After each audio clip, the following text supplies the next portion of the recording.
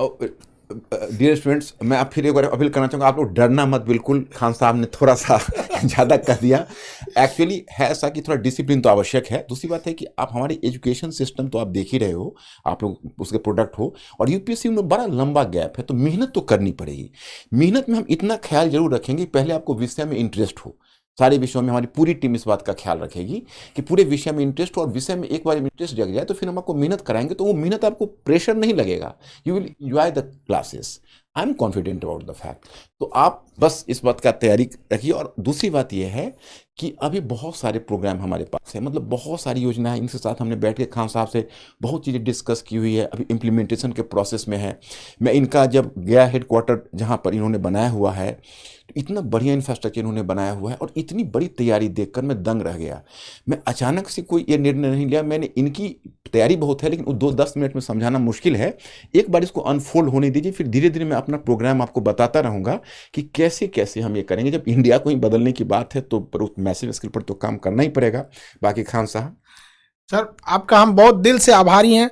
आप इस भारत को बदलने में एक महत्वपूर्ण सेनापति के रूप में अपनी भूमिका निभा रहे हैं। और देशवासियों को भी हम कहना चाहेंगे बाबू कि जिन लड़कों को ऐसे गांव में बैलगाड़ी पर जीवन बिता दिए, अपने गांव का सर लड़का मेहनत करके, एक हमारे यहाँ लड़का आया था सर पढ़ने, वो नदी से बालू निकाल के भरता था और उस पैसे से फीस जाता था। हम कहे कि भैया ये फीस लेके हम भगवान को क्या मुंह दिखाएंगे, तुम सफल हो जाओ, यही मेरा सबसे बड़ा फीस है।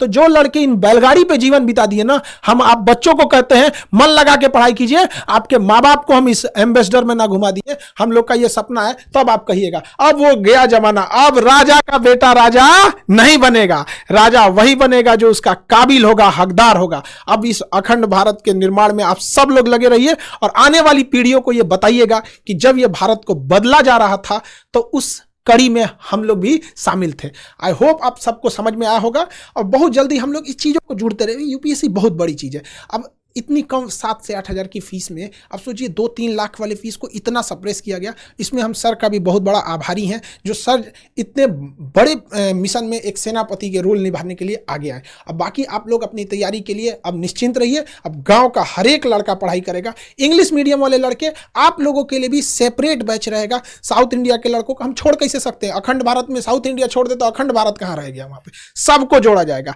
और हम